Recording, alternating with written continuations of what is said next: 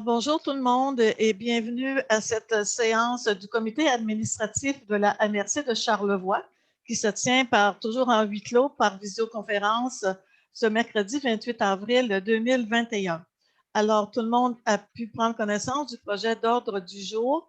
Toutefois, aux affaires nouvelles, au point 12, nous avons 6 points à l'ordre du jour aux affaires nouvelles. Vous avez en 12.2 cours municipal, contrevenant décédé. Vous avez en 12.3 dans les projets spéciaux, c'est une aide financière à un promoteur pour la table agro-touristique. Vous avez en 12.4 Sentier Québec-Charlevoix, c'est l'octroi d'une aide financière du sentier transcanadien pour l'entretien du réseau sentier récréatif. Vous avez en 12.5, c'est une autorisation de signature de l'avenant 10 au contrat du prêt FLI, PAUMPE, c'est le programme d'aide d'urgence aux petites et moyennes entreprises. Vous avez en 12.6, au niveau du service d'évaluation foncière, c'est l'acquisition de licences PG Solutions pour la gestion mobile des inspections. Alors, c'est ce qui était ajouté aux affaires nouvelles. Maintenant, je prendrai, s'il vous plaît, une proposition pour accepter l'ordre du jour. Propose. Pour accepter, oui, proposer l'ordre du jour. Monsieur Patrick Lavoie, merci. Alors, nous avons en administration générale la demande de report pour le dépôt du rôle de la ville de Baie-Saint-Paul au 1er novembre 2001. Alors, en vertu de l'article 5 de la loi sur la fiscalité municipale, la MRC a compétence en matière d'évaluation à l'égard des municipalités du territoire. Comme la MRC de Charlevoix a désigné FQM Évaluation foncière comme évaluateur signataire pour dresser les rôles d'évaluation des municipalités, ci-dessous mentionnés, et que le délai prévu à l'article 70 de la loi pour le dépôt d'un rôle d'évaluation, soit au plus tard le 15 septembre, ne permet pas au service d'évaluation responsable de la confection du rôle des municipalités d'être en mesure de déposer ce rôle d'évaluation prévu pour 2022 pour la ville de Baie-Saint-Paul selon le délai prescrit. Donc, en vertu de l'article 71 de la loi, l'organisme municipal responsable de l'évaluation peut, en cas d'impossibilité de déposer un rôle avant le 16 septembre, en reporter le dépôt à une date limite ultérieure qui ne peut être postérieure au 1er novembre suivant. Alors, la recommandation de FQM Évaluation foncière de reporter le dépôt du rôle d'évaluation foncière de la ville de Baie-Saint-Paul doit être proposée. Alors, s'il vous plaît, je prendrai une proposition pour reporter le délai au 1er novembre. Qui me propose? M. Patrice Desgagnés. Alors, c'est d'accorder un délai supplémentaire, soit avant le 1er novembre 2021, tel que le permet la loi 71. Ça va pour tout le monde? Oui. Merci. Au point 3, Fonds éolien de développement régional de la MRC de Charlevoix, c'est l'octroi d'une aide financière à divers promoteurs. Alors, c'est bien sûr la présentation d'une demande d'aide de la part de la municipalité de Saint-Urbain et de Vélo Charlevoix à l'effet d'obtenir une aide financière pour le développement du sentier de vélo de montagne. Alors, bien sûr, la recommandation du comité de mise en œuvre du plan directeur du développement du cyclisme en route de la MRC de Charlevoix à l'effet de supporter 2 projets. Alors, une proposition pour que la MRC de Charlevoix octroie à la municipalité de Saint-Urbain une aide financière de 10 000 $ pour le projet Sentier des Mines, la phase 2, une somme affectée au Fonds éolien du développement régional de la MRC de Charlevoix. Et le deuxième, que la MRC, bien sûr, de Charlevoix octroie à Vélo Charlevoix une aide financière de 10 000 $ pour le projet du domaine des Cygnes, phase 1. Une somme qui est affectée au Fonds éolien du développement régional de la MRC de Charlevoix et que Mme Claudette Simard et Karine Horvat, directrice générale, soient autorisées à signer les documents. Alors, une proposition, s'il vous plaît. Propose. Monsieur Patrick Lavoie, merci. Alors, au niveau du service de développement local et entrepreneurial SDLE, c'est le Fonds régional de la capitale nationale, c'est l'octroi d'une aide financière à un promoteur. Alors, c'est le projet d'agrandissement et de croissance de l'entreprise de Croft Transport pour une aide financière de la part du SDLE concernant, bien sûr, en lien avec le Fonds régional de la capitale nationale. Alors, la politique d'investissement adoptée par la MSC de Charlevoix relative à l'admissibilité des projets au Fonds régional capitale nationale, l'analyse a été réalisée par le SDLE. Alors, j'ai besoin d'un proposeur, s'il vous plaît, pour que la MRC accorde une aide financière non remboursable à l'entreprise Croft Transport, dont le projet a été reconnu admissible dans le cadre du FRCN et selon, bien sûr, les modalités établies. Alors, c'est pour l'agrandissement et la croissance de l'entreprise.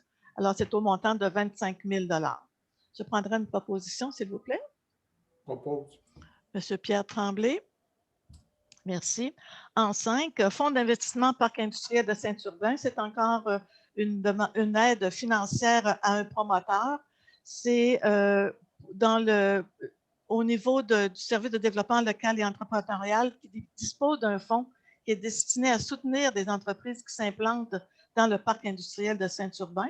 C'est un fonds financé par l'ActifNet de l'ancien CLD de l'époque. Alors, c'est un montant pour, là encore, en lien avec l'agrandissement et croissance de l'entreprise Croft Transport pour un montant de 5 000 $. Je prendrai une proposition, s'il vous plaît. Je propose. Monsieur Gérald Maltais, merci. Au niveau du service de l'aménagement du territoire et de l'urbanisme, nous en avons au point 6 de CPTAQ dans le dossier 43 13 79. C'est une demande d'appui pour une demande d'autorisation de la ville de Baie-Saint-Paul pour la reconstruction de la tour d'observation et la réparation du sentier piétonnier secteur Boisé du Quai. Alors, c'est une tour d'observation des sentiers qui sont existants, qui occupent une faible superficie. Et ces équipements récréatifs légers nécessitent une mise à niveau. Alors, j'aimerais ça, M. Fortin, si vous pouviez nous en dire davantage, s'il vous plaît. C'est en lien avec, vous savez, tout le projet du pavillon Saint-Laurent, hein, dont la construction devrait se faire cet été et l'inauguration normalement pour l'automne prochain. Et en lien avec ça, vous vous souvenez qu'on avait un projet de passerelle qui menait au chemin de la Pointe qui n'a pas été, qu'on a dû retirer pour toutes sortes de raisons. Mais ce qu'on a demandé, par contre, c'est de pouvoir ériger. Il y a déjà une tour qui avait été érigée, une tour d'observation à l'époque, qui est à peu près 3 mètres de haut, un peu plus, là, qui a été érigée dans le secteur à l'ouest du Boisé du Quai, là, en allant à la limite du terrain de Baie-Saint-Paul, dans ce coin-là, mais c'est en zone agricole. Là, nous, on veut rehausser cette. Ben, en fait, elle va être démolie, cette tour-là. Il va en avoir une autre qui va être construite. Elle va avoir au moins 10 mètres de haut. Il va y avoir une vue panoramique. Il va y avoir aussi des panneaux d'interprétation dans le haut de la tour qui vont parler des marais salins, de ce qui s'est passé. Puis on le sait que le premier peuplement de Baie-Saint-Paul, ça a commencé par le séminaire qui a construit une maison dans ce secteur de la rivière aux Vases. C'est un coin magnifique. Et là, il y aura une tour, puis il y aura également la réfection des sentiers pour se rendre, pour rejoindre en fait les deux, le pavillon Saint-Laurent par le Boisé du Quai à la tour en question. Donc, c'est ce projet-là. Et évidemment, on est en zone agricole, donc il faut faire une demande d'autorisation. Nous, on espère l'avoir assez rapidement. Et déjà, là, il y a des plans qui ont été faits pour la tour. C'est des plans intéressants. Puis, donc, on attend, nous, on va attendre l'autorisation pour pouvoir commencer et compléter ces travaux-là. Parfait. Alors, ça sera un beau complément. Alors, on y va. On continue. C'est que, bien sûr, la MRC, après avoir pris connaissance des critères prévus à l'article 62 de la loi sur la protection du territoire des activités agricoles, appuie la demande d'autorisation de la ville de Baie-Saint-Paul pour la reconstruction de la tour d'observation et la réparation de sentiers piétonniers dans le secteur ouest du Boisé du Quai. Alors, on indique bien sûr que cette demande est conforme au schéma d'aménagement et de développement et aux dispositions des documents complémentaires et au règlement de contrôle intérimaire. Alors, je prendrai une proposition, s'il vous plaît. Propose. Monsieur Patrice Desgagnés, merci. Donc, au point 7 est une modification du statut de salarié régulier à temps partiel plutôt que temps complet pour Monsieur Patrice Noël.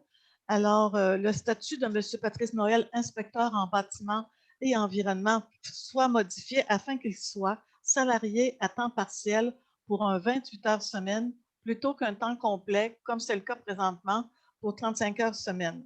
Alors, et ce changement sera effectif en date du 31 mai 2021. Et Mme Horvat est mandatée pour assurer le suivi administratif de cette modification de statut. Une proposition, s'il vous plaît. Proposée par Pierre Tremblay. Excusez-moi. Merci. On est maintenant au niveau de la Convention de gestion territoriale forêt habitée du massif. Au point 8, c'est au niveau du programme d'aménagement durable des forêts, PADF, pour une signature des ententes de principe sur la gestion du programme entre les MRC délégataires. Alors, c'est la MRC de Portneuf qui est la MRC délégataire. Alors, c'est pour renouveler le PADF 2021-2023. Alors, on considère bien sûr la nécessité d'ajuster cette entente pour s'assurer de délivrer de la manière la plus équitable et efficace possible le programme qui leur est délégué. Alors, la MRC adhère à l'entente de principe entre les MRC délégataires en ce qui a trait au volet de la contribution au processus d'élaboration et de consultation des plans d'aménagement forestier intégrés. Alors, on est sûr que la MRC adhère à cette entente de principe entre les MRC en ce qui a trait au volet concernant la réalisation d'interventions ciblées. Alors, le préfet de la MRC, Claudette Simard, soit autorisé à signer pour et au nom de la MRC les deux ententes de principe entre les MRC délégataires liés au PADF, ainsi que les documents et addenda. Proposition, s'il vous plaît. Je propose. Monsieur Fortin, merci. On y va maintenant au point 9 avec la Corporation du Sentier des Caps de Charlevoix pour l'octroi d'une aide financière pour l'entretien d'une portion du sentier transcanadien. Alors, c'est l'octroi d'une aide financière pour l'entretien d'une portion du sentier transcanadien. Alors, ce réseau, le réseau est un outil de développement pour le milieu, tant pour les résidents que pour les visiteurs et les touristes. Le dépôt par la Corporation du Sentier des Caps de Charlevoix d'une offre de service qui comprend la liste des priorités à réaliser pour assurer l'entretien du réseau de sentiers en 2021 sur le territoire de la forêt habitée du massif, offre de service du 15 avril 2021. Alors, la recommandation favorable du comité multiressources concernant l'octroi de cette aide. Alors, la MRC octroie la somme de 3 870 $ avant les taxes à la Corporation du Sentier des Caps de Charlevoix pour réaliser les travaux d'entretien jugés prioritaires en 2021. Alors, les dépenses sont imputées au budget de la Convention de gestion territoriale, forêt habitée du massif. Une proposition, s'il vous plaît? Propose. Je n'ai pas compris qui. Monsieur Lavoie, merci. Patrick? Alors, au point 10, nous avons l'octroi d'un contrat pour le reboisement sur les terres publiques concernant les terres publiques de la CGT, c'est-à-dire que la coop de l'arbre concernant les activités de reboisement prévues de la forêt habitée du massif, incluant la disponibilité de reboiseurs pour mettre les plants en terre, attendu que des activités de reboisement sont prévues à la programmation annuelle de travaux d'aménagement forestier 2021 et qu'un total estimé de 20 000 plants d'épinettes blanches ont été produits par le ministère de Forêts, Faune et Parcs dans une pépinière publique en Mauricie et le seront pour les prochaines années pour les besoins de la MSC de Charlevoix. Alors, la recommandation favorable du comité multiressources a l'effet d'octroyer le contrat de reboisement à la coop de l'arbre. Et la MRC accepte l'offre de service telle que présentée par la coop de l'arbre au montant de 415,50 $ pour 1000 plants, donc une somme totale estimée à environ 8 310 $ avant les taxes et que le coût de ce contrat soit imputé au budget de la Convention de gestion territoriale. Proposé. Ça va? Monsieur Patrice Desgagnés. Au point 11, en divers, comité MADA, c'est une recommandation pour l'octroi d'une aide financière à un promoteur. Alors, la recommandation du comité MADA de la MRC de Charlevoix a l'effet d'octroyer une aide financière de 1 000 $ au musée de Charlevoix dans le cadre du projet Bibliothèque vivante. La réalisation d'activités et projets intergénérationnels figure dans le plan d'action de la politique MADA, de la MRC et des municipalités locales. Alors, c'est une aide financière de 1 000 $ au musée de Charlevoix dans le cadre de son projet Bibliothèque vivante, une somme imputée au solde disponible pour la mise en œuvre d'actions et projets MADA dans le budget santé et bien-être. Alors, si je veux vous parler un peu de c'est quoi la bibliothèque vivante, c'est qu'on parle des aînés qui sont des bibliothèques et des musées vivants. Alors, on parle ici, bien sûr, qu'ils ont des ressources que nous devons savoir utiliser afin de faire avec des enfants d'aujourd'hui les citoyens bien outillés de demain, des êtres ouverts sur les gens qui les entourent, teintés par les valeurs des personnes d'expérience ayant vécu une vie riche en événements et en émotions. Alors, ce projet stimulera d'une part les aînés en leur démontrant que la société a besoin de leur savoir, de leur vécu et que toute cette expérience soit une richesse qui se doit d'être transmise aux générations de jeunes. Alors, on est bien fiers de participer à ce projet. Alors, voilà. Une proposition, s'il vous plaît? Qui propose? Je vais le faire. Monsieur Fortin, merci. Alors, nous avons aux affaires nouvelles en 12.1, demande de commandite, grandir à cheval. Tout le monde connaît bien cet organisme qui s'occupe beaucoup au niveau d'équitation pour les jeunes dans Charlevoix et des deux côtés de Charlevoix, je dirais. Et vous savez qu'avec la pandémie, les soupers bénéfices sont très difficiles à organiser. Donc, ils sont en levée de fonds, une campagne de levée de fonds pour soutenir l'organisation qui travaille beaucoup auprès des jeunes avec l'équitation et ça donne des résultats très prometteurs qui sont vraiment intéressants pour nos jeunes et moins jeunes, je dirais même. Alors, je prendrai une proposition, s'il vous plaît, pour une commandite. Suite à nos discussions et à votre suggestion, Mme Simard, je propose 500 pièces Merci. dans le cadre de cette campagne-là. Merci. Est-ce que tout le monde est d'accord? Oui. Oui. Ça va, merci beaucoup. En 12.2, la Cour municipale, contrevenant décédé. Alors, c'est une autorisation à la Cour municipale pour que la MRC, à l'égard du TNO Lac Picoba, autorise le percepteur d'amende de la Cour municipale de la MRC de la Cour de Beaupré à fermer les dossiers dont le contrevenant est décédé et de ne pas réclamer les sommes dues en regard d'un contrat d'infraction émis par la Sûreté du Québec ou par la MRC de Charlevoix. Une proposition, s'il vous plaît. Pierre. Proposée par M. Pierre Tremblay. Oui. Merci. Madame Simard, Oui. est-ce que cette résolution-là revient tout le temps? Maintenant, ça va être une résolution générale qui va s'appliquer tout le temps pour la course municipale? Mais je pense qu'elle va dans chacune des municipalités, Karine. Il faut nous en faire une résolution dans chacune des municipalités. Oui, puis tant qu'elle ne sera pas modifiée, vous n'adopterez pas une résolution qui va dans un sens différent. Elle va être appliquée par la Cour municipale commune là, de la MRC de la Côte de Beaupré. Chaque fois qu'il y a un dossier, ça va revenir. Ouais. Oui. Non, c'est pas en lien avec un dossier. C'est tant que vous ne changerez pas la politique, pour l'instant, vous dites à la Cour municipale, lorsqu'un contrevenant est décédé, on abandonne le dossier. OK, elle est générale, dans le fond. C'est ça, elle est générale. Tant que vous n'adopterez pas une résolution différente qui donne un autre enlignement où elle va s'appliquer et elle va être applicable là, par la Cour municipale. OK, merci. Ça va? Merci. En 12.3, projets spéciaux, l'octroi d'une aide financière à un promoteur, c'est l'organisme et la table agro-touristique de Charlevoix. Le projet, c'est une analyse de la situation et des recommandations. C'est de valider la mission, une enquête auprès des membres et formulation de conseils et recommandations.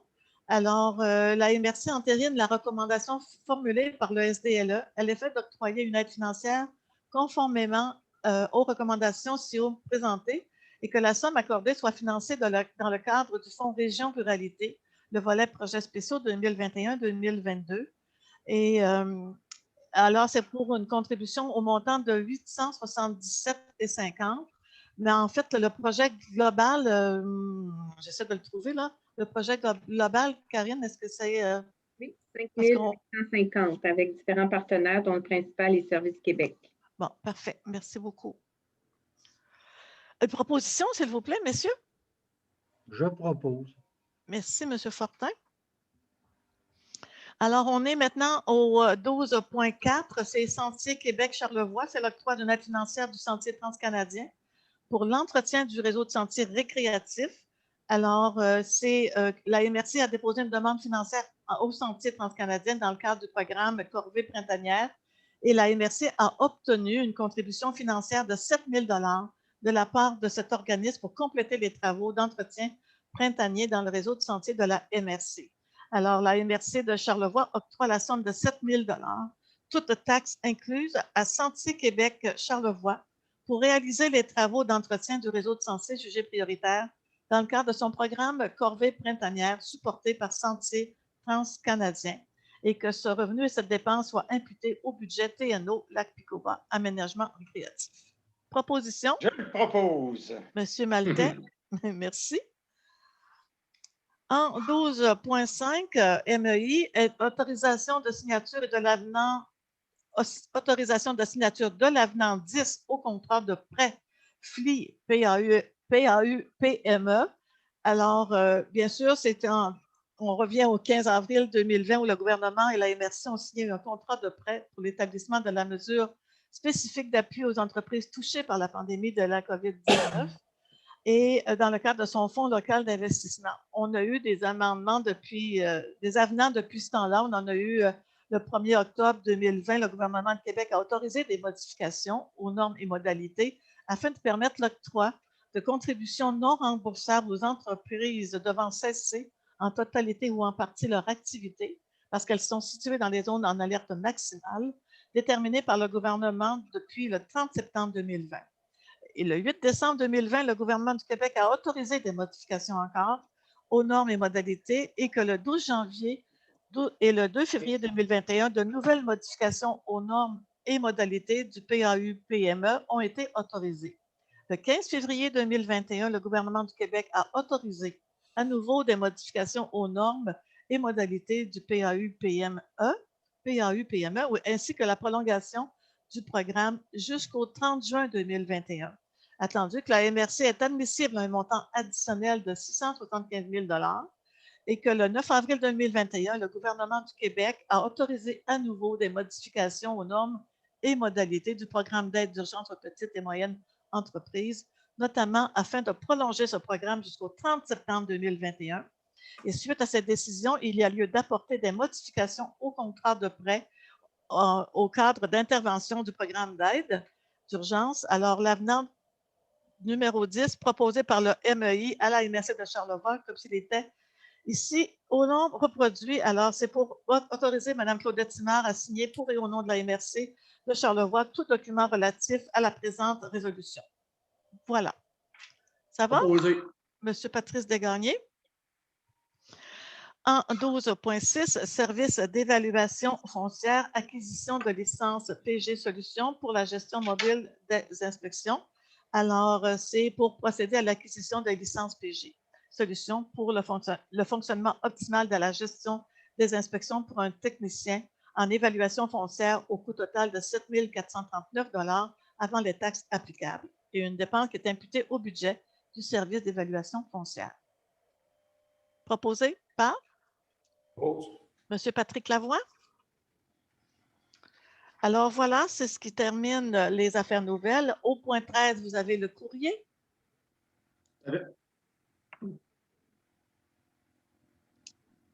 Courrier, donc je crois que vous l'aviez reçu, mais merci de la Cour de Beaupré a transmis une modification sur son schéma d'aménagement. CPTAQ, un avis de modification d'une orientation préliminaire à l'île aux Coudes. Et en divers, l'équipe de recherche du Conseil de la Nation Huron-Wendat a transmis une communication ayant pour objet un inventaire de présence de tiques dans l'environnement. Ils nous ont demandé l'autorisation de faire cet inventaire-là dans le sentier des Florents. Donc, je pense que c'est intéressant de faire l'inventaire puis de revenir à la fin de la saison estivale et nous dire s'ils ont identifié justement une présence de tiques. Là, donc, ça pourrait permettre des fois de de connaître, en fait, là, l'état de situation là, des tiques dans la région. Donc, ils ont ciblé comme ça différents milieux où l'inventaire va être réalisé. Parfait. Ça va? C'est tout? Bon. Oui. Maintenant, on est maintenant rendu à la période de questions. Nos amis des médias? Oui, moi j'aurais une question, je peux-tu? Oui, bien sûr. Bonjour, la première est pour vous, Claudette. Oui, Est-ce qu'on peut vous avoir en entrevue demain à 7h40? oui. Oui, Parfait. madame. Sujet divers, semble-t-il. Ah, oui. Après ça, peut-être que vous allez pouvoir y répondre. C'est où le Sentier des Florents? Mais ça, c'est très grand, le Sentier des Florents. Là, j'en ai une bonne partie à Saint-Urbain. Vous en avez du côté de Baie-Saint-Paul aussi. Le nombre de kilomètres. Vous avez ici, du côté nord de la municipalité, là, ici à Saint-Urbain, vous avez, je ne sais pas combien est-ce que j'ai de kilomètres. Moi, à Saint-Urbain, au moins une vingtaine, certains de kilomètres, sinon plus. Mais vous en avez du côté de Baie-Saint-Paul aussi. Karine, je ne sais pas si tu es mieux informée que moi ou Jean. Ben, ça démarre au Genévrier. Oui, c'est Le ça. Sentier des Florins, il démarre au Genévrier, puis il se rend au centre du village de Saint-Urbain. C'est ça. Parfait. Puis c'est qui fait l'inventaire des tiques, Karine? C'est une équipe de recherche de la Nation Huron-Wendat, du Conseil de la Nation Huron-Wendat. OK. Puis je pourrais communiquer avec moi, Émilie, si tu veux, je pourrais te donner les coordonnées si tu veux leur parler du projet. C'est-tu des universitaires, des chercheurs ou… Ben, ils sont associés à l'INSPQ, donc l'Institut national de santé publique. Donc, ils avaient demandé l'autorisation, mais c'est associé, oui, à une équipe de recherche du bureau du Conseil de la Nation Huron-Wendat qui travaille présentement sur un projet visant à caractériser la présence de tiques à pattes noires dans l'environnement et le niveau d'infection donc de la maladie de Lyme potentielle dans le territoire là, de la capitale nationale. OK, oui, je communiquerai avec toi là-dessus. C'est intéressant. Merci à Patrick pour l'info sur le Sentier des Florents. Mon autre question est pour M. Fortin concernant la tour d'observation dont vous avez parlé. Oui. Ça rentre-tu dans les investissements totaux du projet? Oui, dans OK. l'ensemble du projet là, de Pavillon Saint-Laurent, mais on a eu une subvention supplémentaire du secrétariat capitale national pour cet aspect-là très précis là, du projet.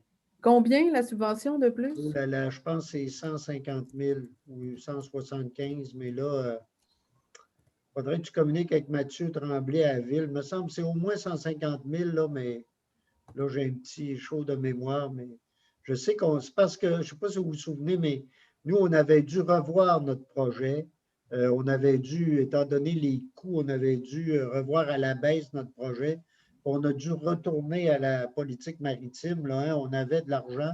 On en a encore d'ailleurs de l'argent, mais il a fallu retravailler le projet pour aller sur une demande moindre. Et en même temps, on est allé auprès du secrétariat capitale national pour toute la section là, de la tour qui est venu comme compenser. Pour nous, c'était le projet qui vient compenser la passerelle. Et donc, là, on aurait une tour sur laquelle on a mandaté, c'est Habitat Construction qui a travaillé sur le concept, là, et qui est, donc, on a un concept qui a été présenté. Et c'est intéressant, là. Ça va être un beau un lieu, vraiment, une belle mise en valeur par rapport à la tour qui est là, qui est devenue désuète là, complètement. Là. Puis il faut que la CPTAQ accepte ça. Oui, parce qu'on est, on est sur des terrains de la ville, mais en zone agricole. Fait qu'on n'a pas le choix, nous, dès qu'on touche à ce secteur-là, on n'a pas le choix là, d'aller à CPTAQ. Puis le projet global du pavillon, c'est combien déjà? Hein? Aïe, aïe, aïe. On est global, ce projet-là, il est autour de 2 millions. Oui, il me semble que c'est ça. Oui. OK. Mais là, Parfait. je te suggère d'appeler Mathieu Tremblay à la ville. Lui, il travaille précisément sur ce projet-là. Il a toutes les données. D'ailleurs, nous, on est allé en appel d'offres et déjà, on a quelqu'un qui a été choisi pour la construction du pavillon Saint-Laurent. Et là, il nous reste seulement… En fait, on est prêt à procéder. Évidemment, là, il y a tout… évidemment, là, même, je sais que le promoteur a des petits problèmes au niveau de l'approvisionnement, au niveau du bois, là. On a toutes sortes de situations. Mais normalement, au cours du mois août, au mois d'août, il devrait y avoir des travaux. On a déjà procédé à démolition là, d'Habitat 07 et il va y avoir des travaux. Évidemment, la ville, nous aussi, on a des travaux à faire à travers ça là, pour les services. Là. Mais les travaux devraient se faire autour du mois d'août, septembre. Normalement, les délais qu'on a, c'est de compléter les travaux pour la fin octobre. OK, parfait. Petite dernière question pour vous, M. Fortin, concernant le rôle. Moi, je me souviens que j'avais écrit quelque chose en novembre 2020 qui disait que la pandémie reportait d'1 an l'entrée en vigueur du nouveau rôle d'évaluation de la ville de Baie-Saint-Paul. Oui. C'est un peu la même chose qui est adoptée Non, aujourd'hui? en fait, oui, si on veut. Effectivement, on est dans la poursuite de ça. Là, on est toujours dans ce domaine-là, sauf que la MRC peut dire des fois pour certaines situations où là, vous savez, le rôle de Baie-Saint-Paul, c'est quand même c'est un rôle imposant, hein, qui n'est pas toujours évident. Donc, on peut avoir un délai là, pour retarder, mais on est encore dans les délais quand même. Là. On est encore à l'automne 2021, mais c'est en continuité avec ça. OK, parce que c'est ça. On écrivait que ce report-là prendra effet le 1er janvier 2021 pour 12 mois additionnels. Fait que vous êtes dans ce qui avait été autorisé. Oui, donc on est encore là-dedans. Sauf que normalement, hein, le dépôt du rôle se fait avant ces dates. Le 15 septembre. Pas le 15 septembre. Mais là, à la lumière de toute puis vous savez, il faut voir aussi que le rôle de Baie-Saint-Paul, hein, on est actuellement dans une situation, toujours dans la même situation de discussion avec le ministère sur l'hôpital. Hein. Ça, c'est un dossier important qui continue de se discuter et ça va donner, en même temps, ça donne le temps de faire, de pouvoir peut-être en arriver à une conclusion. Là. C'est-tu à cause de l'hôpital en partie que vous demandez ce report? Pas seulement à cause de ça. Ça fait partie de la discussion générale. Là. Évidemment, c'est un gros dossier. Ça continue d'être litigieux. On continue les discussions là-dessus. Mais ça fait partie de l'ensemble du dossier.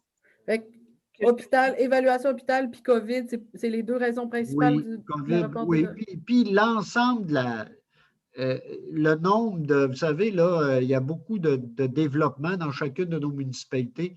Baie-Saint-Paul, c'est quand même un rôle important, là, et pour s'assurer qu'on puisse le compléter de la meilleure façon possible, parfois. D'ailleurs, de toute façon, presque à chaque fois qu'on termine le rôle de la ville, il y a des délais qui sont demandés. Au-delà de la pandémie, puis au-delà de bien des affaires, il y a des délais qui sont demandés parce que ça fait beaucoup de fiches à traiter, puis de choses à travailler. Donc, on est dans la continuité par rapport à ça. Là. Karine avait quelque chose à rajouter, je crois. Oui. Bien, en fait, le rôle de Baie-Saint-Paul aurait dû être déposé l'année dernière. C'est vraiment particulier qu'il a été reporté d'1 an. Donc, il s'ajoute au calendrier qui était déjà prévu pour l'année 2021. Donc, il s'ajoute le rôle de Baie-Saint-Paul, mais au rôle aussi de Saint-Urbain et de Petite-Rivière-Saint-François. Donc, ça vient faire une année particulièrement, là, je dirais, assez occupée au niveau du service d'évaluation, sans compter que les inspections, évidemment, le suivi des permis. On sait qu'avec la pandémie, les gens ont beaucoup rénové, beaucoup de transactions immobilières, beaucoup de travaux, beaucoup de constructions neuves aussi. Donc, pour le service d'évaluation, avec les équipes qu'on a, dont on dispose, là, ça fait une année 2021 très chargée. Alors, d'avoir un délai additionnel là, pour le dépôt du rôle de Baie-Saint-Paul vient, je dirais, supporter là, cette décision-là. Karine, Petite-Rivière et Saint-Urbain devaient le déposer en 2021 anyway? Oui. OK. Donc, on a ajouté Baie-Saint-Paul, étant donné qu'on avait reporté d'1 an là, le dépôt du rôle. Donc, ça fait 3 municipalités là, qui devront être déposées cette année. Quand même, OK. Parfait pour ça. Et ma dernière question est pour Patrice. Je ne sais pas si Patrice est encore là. Oui, ma chère. Non, je ne suis pas partie. Là. Oui, salut, Patrice. Salut. T'as-tu lu concernant ton CLSC à Lille? Oui, j'avais eu une communication avec le CLSC hier, avec le CLSC. J'ai eu la nouvelle, j'ai eu le courriel cet après-midi. Excusez-moi, M. Desgagnés, on ne sait pas de quoi vous parlez. OK, c'est parce qu'il va y avoir la fermeture à partir du 1er mai, les fins de semaine du CLSC à Lille, à cause d'un congé de maladie pour une durée indéterminée. Fait que j'ai parlé avec la madame hier. C'est sûr que c'est effectif à partir du 1er mai, mais que c'est sûr et certain, eux autres, ils font des recherches de personnel avec toute la COVID, etc., etc. Là, c'est sûr que le personnel se fait de plus en plus rare. Alors, il va y avoir fermeture le samedi et le dimanche. Par contre, s'il y a des gens qui ont des besoins spéciaux qui vont être cédulés la fin de semaine, le service va être donné là, par une infirmière du CIUS. Donc, ça t'inquiète pas particulièrement? Ou, Ben, on voit la situation, on est conscient que c'est un départ en maladie pour une durée indéterminée, que les gens, on sait ce qui se passe depuis 1 an là, à travers les systèmes de santé au Québec. Je ne pense pas que ça devienne permanent, là, mais moi, j'ai dit, gars, pour vous que ça ne s'étirera pas, puis on va s'organiser pour s'assurer que le service revienne là, pour la période estivale, là, quand il y a beaucoup de touristes à l'île et tout ça. Là. Je pense que ben, là, on va le vivre là, pour un bout, là, mais je pense qu'aussitôt qu'ils vont avoir la possibilité d'avoir une personne ressource pour remettre le service en place, je pense qu'ils vont le faire. Merci. OK. Peut-être une dernière question pour toi, Patrice. As-tu Oui. des nouvelles de la STQ, si leur plan pour l'été, quel bateau qui s'en vient remplacer le Radisson? Ou... Ben, j'ai vu la bonne nouvelle comme tout le monde. Là. Je suis bien content qu'ils nous assurent d'avoir un deuxième traversier. Pour ce qui est du deuxième traversier, honnêtement, je n'ai pas de confirmation de lequel que c'est. C'est-tu un bateau de Québec qui vont adapter à l'île? C'est-tu un autre traversier qui va venir de quelque part? Là? À l'heure actuelle, je n'ai pas cette information. Comme nous tous. Ah, c'est ça. Non, mais en tout cas, ils ont assuré quand même qu'il allait avoir un deuxième traversier. Je pense que c'est une bonne réponse. C'est une bonne réponse, là, puis c'est une bonne chose pour les deux côtés, autant Saint-Joseph-de-la-Rive des Éboulements que du côté d'ici, pour ne pas se ramasser avec des files d'attente à perte de vue, là, puis des gens qui sont déjà pognés, déjà fatigués du COVID, là, la guerre va prendre des files d'attente. Ah oui, c'est clair. OK. Terminé, Madame Dufour. Madame Desgagnés? J'ai fini. Et moi, j'en aurais eu juste une. Vas-y, Lisiane. Je n'ai pas compris par rapport à la table agro-touristique, c'est quoi que vous voulez? C'est quoi le projet? Le 800 le 877 c'est concernant une étude comment je dirais ça? Une étude de. Comment on appelle ça? Pas une planification. L'analyse. Je n'ai pas compris, Karine. Un diagnostic. Oui, un diagnostic. OK. Qui va être fait Dans le fond, par une firme, donc OK. qui est porté par les 2 MRC, Service Québec, puis un sondage également auprès des membres par rapport à leurs besoins, ce qu'ils ont à offrir comme service aussi, comme ressources, identifier quels sont les projets de mise en commun potentiels par je dirais une nouvelle vision là, de la table agro-touristique de Charlevoix. Parce que là, ça fait quand même un petit bout qu'on n'avait pas entendu parler. Depuis qu'ils n'ont plus de ressources, il n'y avait pas vraiment d'activité. C'est pour ça que j'étais comme, OK, ça revient. Oui, tout à fait. Il y a du travail à faire de ce côté-là. Puis je pense que c'est important qu'ils fassent ces actions-là pour essayer de voir s'ils veulent repartir le tout, le membership et tout ça. Je pense qu'il y a du travail important. OK. Bon, pour le reste, c'est beau. Merci beaucoup.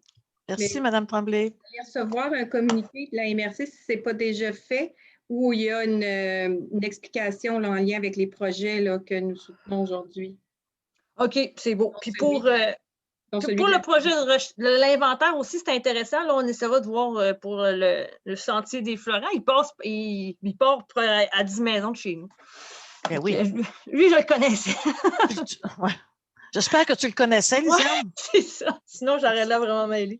Mais sur ce, il y a quand même des choses intéressantes. Merci beaucoup. Allez, salut. C'est terminé. Merci. Alors, on est rendu à la levée de l'Assemblée. S'il vous plaît, M. Patrice Desgagnés. Alors, mesdames, messieurs, merci d'être avec nous et puis à la prochaine séance. Au revoir.